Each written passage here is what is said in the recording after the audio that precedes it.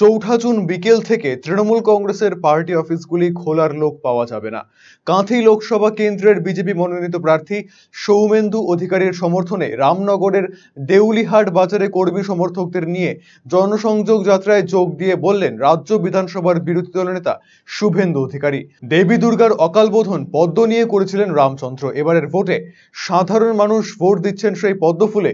লোকসভা ভোটের ফলের পর রাজ্যে তৃণমূল কংগ্রেস নিশ্চিহ্ন হয়ে যাবে বলেও এদিন জানিয়ে দেন শুভেন্দু অধিকারী।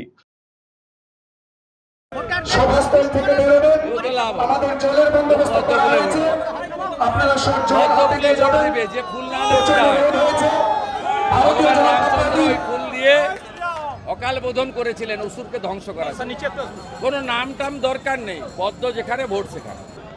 অমিত শাহ 30টা টার্গেট বেঁধে দেয়, তাই ইভিএম নিয়ে কারচুপির অভিযোগ তুলছেন মমতা। গোহারান হারবে মমতা ব্যানার্জি। নন্দীগ্রামে যেমন হেরেছিল এই ভোটে হারবে। আর 4 তারিখ বিকেল থেকে ওদের পার্টি অফিস খোলার লোক পাওয়া যাবে না।